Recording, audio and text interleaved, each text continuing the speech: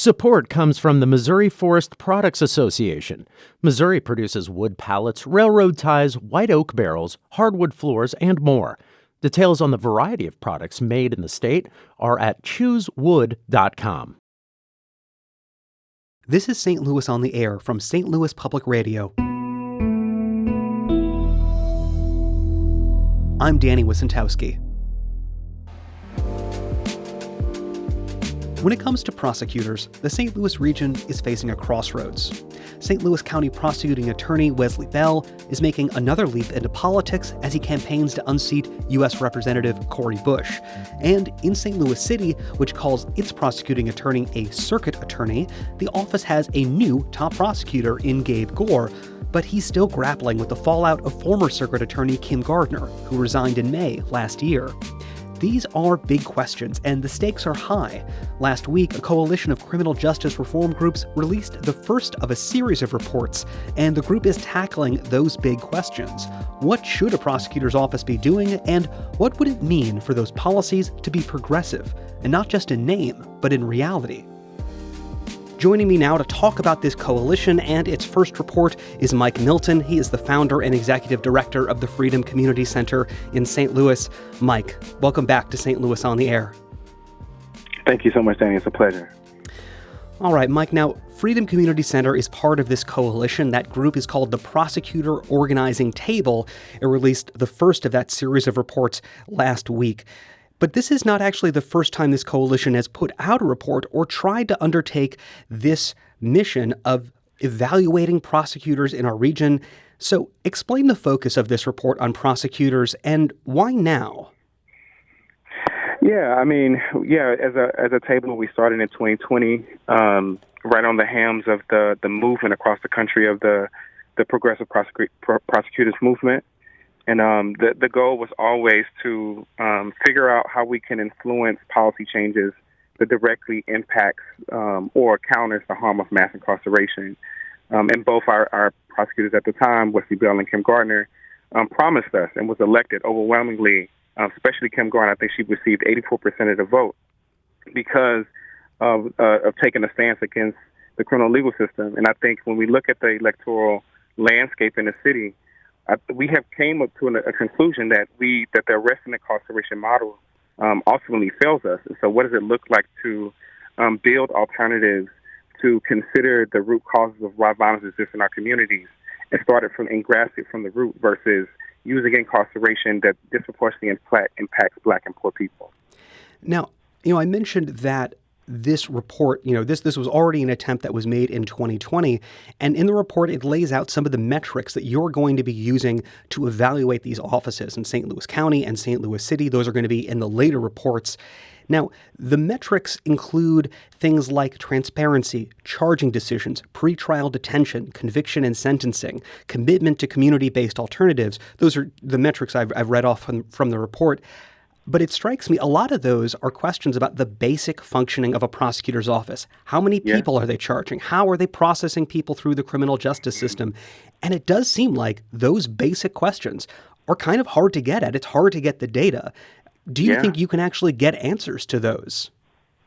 Yeah, that's exactly why transparency is a pillar of what we're trying to measure. Obviously stakeholders, all stakeholders, but especially prosecutors, is accountable to the people in which elected them. And so we need to know exactly what's happening in those offices so we can move beyond the campaign promises and the rhetoric and the talking points, but really how is the office functioning in real time?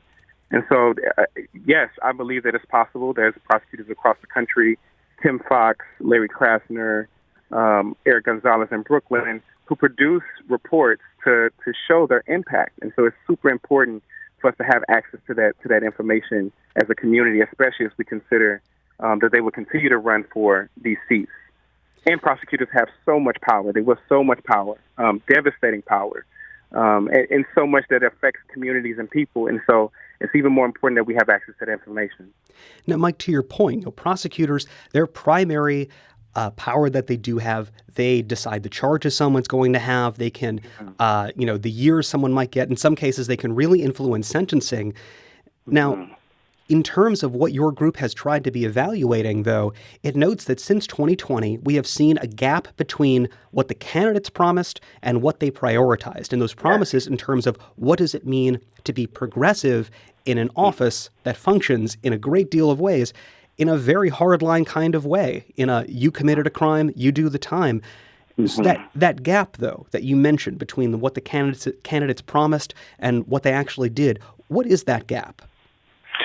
Yeah, the gap is huge, and we'll unveil more of that in the upcoming reports. But when we consider something like cash bail, which of course is predicated on people's wealth, people are too poor to afford their freedom, and what we also notice is as the front door to mass incarceration, as 90% of the growth in mass incarceration happens because of pretrial detention. It's a very serious deal. And so for prosecutors to come out and say that they want to end cash bail or reduce cash bail or reduce pretrial detention, it's very serious. And so, and also have impacts on people's lives. Obviously, people lose their jobs, cars, kids, access to their kids. They lose everything, and they're not convicted of a crime. And so it's even more important for us to evaluate these individual measures because they promise us. They promise us that they understood the impacts of mass incarceration, and they promise to do something about it. And so that's one of the reasons why we are shaping the reports the way that we are, is because we need access to that information. But what we're seeing in St. Louis City, both with Kim and with Gabe Gore, is that they overwhelmingly charge people, or ask for or recommend no bond for even low-level victimless crimes. Just last week, there was a case with a kid, I think he was 18, no priors. He was charged with a tampering charge in resisting arrest, but only because he allegedly ran on foot. But he was charged with a no bond. So that means that he would have to stay inside of incarceration with no option of release before he's even convicted of the things that he's accused of. And the same thing with Wesley. We're seeing an overwhelmingly amount of opportunities where we could advocate for people's release, or he could advocate for people's release, but instead he has turned towards just using cash bail and pretrial detention. So there's obviously a gap. There's a huge gap, and I think the public needs to know.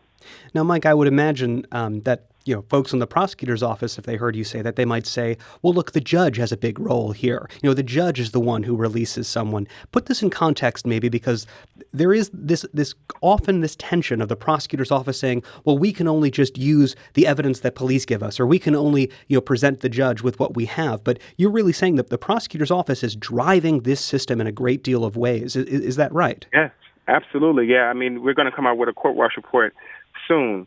But it actually seems, for what we have gathered, the judges are actually choosing to not take the attorney's recommendations for a series of charges. In fact, if they did, the jail population will be at least another 200 more people in St. Louis City alone. And so, I think that we have to keep in mind that these are people who are just simply accused.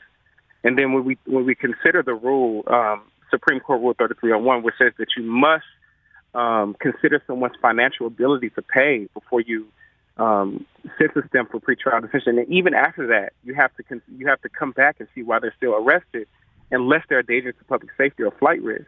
They are not considering those two, at least from the data that we've collected. They're not considering those things in real time. In fact, it seems like they're just taking it on the face of the charge, or some political motivations, as we've seen. with Kim Gardner and the other things that's happening in the community, or the other harm that's happening in the community. It seems to be a response to media and the outcry for media versus doing what's actually equitable and constitutional. So, let's ask on that subject, because I think you bring up a good point. We brought up St. Louis Circuit Attorney Kim Gardner. She did resign last year. But for the last several years, if you were going to have a conversation about the nature of prosecution in our region, that conversation was often dominated by how you felt about Kim Gardner and the tension in that office. What would you say to folks who might still be in that mindset, who might still be looking at the role of a prosecutor in the context of controversy or someone not doing enough? Yeah, obviously Kim had issues, and those issues both affected people's lives.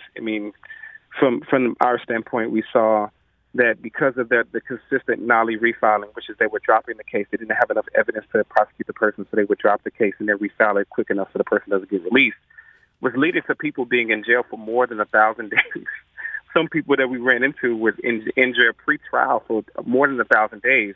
They would get out, and then ultimately their cases would get dismissed. Out of the 4,000 people that we helped get out of jail when I was at the Bail Project, 50% of those cases were ultimately dismissed because they were not good for it. And so there was deep, devastating impacts of Kim's reign and ultimately the prosecutors.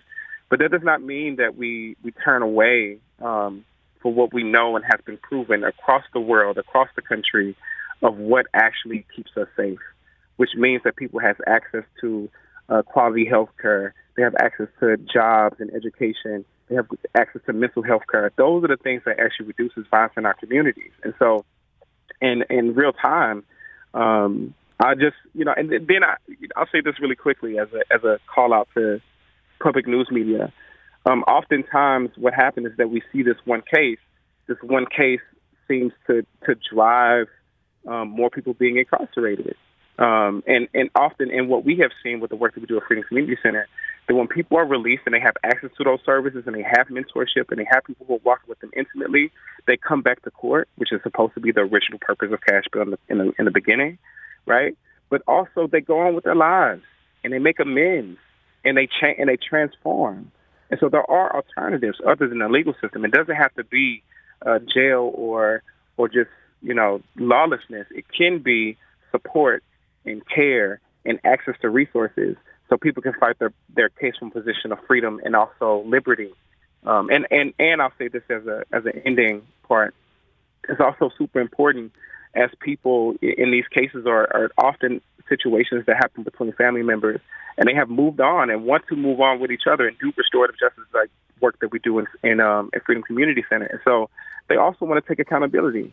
And the legal system just does not provide any of those options. Yeah. Now, Mike, we talked a bit earlier this morning, and you mentioned something interesting that that when folks are looking back at Kim Gardner, with the amount of emphasis there was in that office, you said something like some of the criticism was fair and some of it wasn't.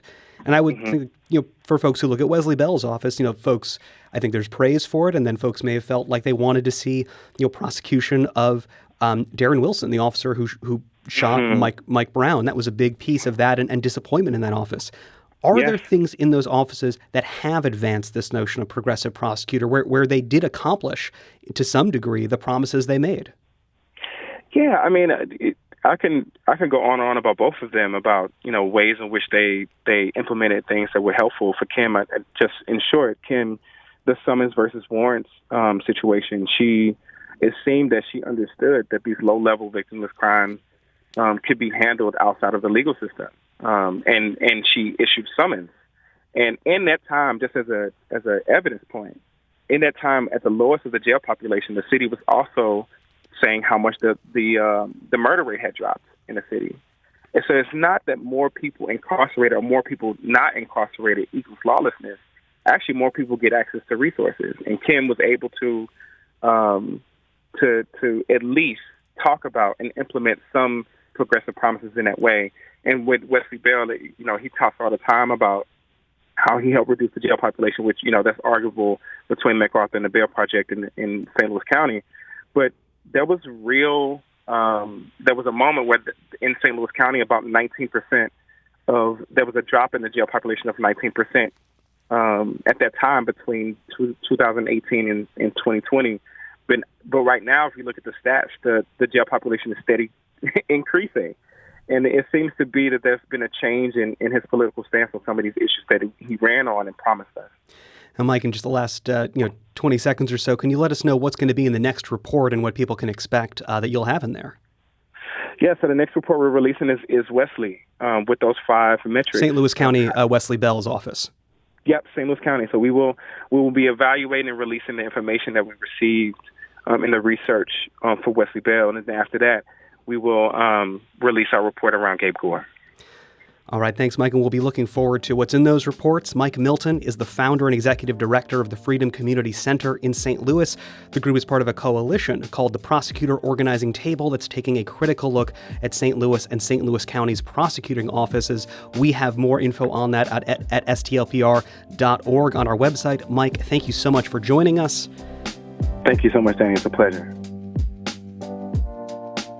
This episode was produced by Danny Wissentowski. Audio engineering and podcast design by Aaron Dorr. Our executive producer is Alex Hoyer. St. Louis on the Air is a production of St. Louis Public Radio.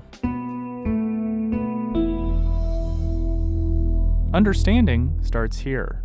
St. Louis on the Air proudly supports local artists by using music from Life Creative Group. Do you find yourself regularly listening to episodes of St. Louis on the Air? Suggest us to a friend you think might enjoy our conversations, and leave us a review and rating on Apple Podcasts on the App Store. It's the simplest way to help people discover our show. Thank you. St. Louis Public Radio is a member-supported service of the University of Missouri St. Louis.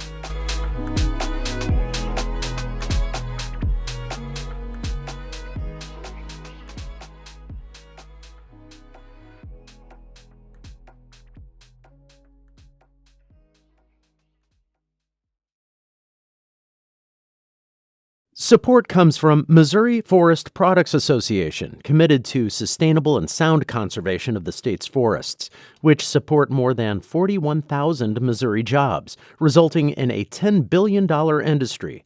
ChooseWood.com.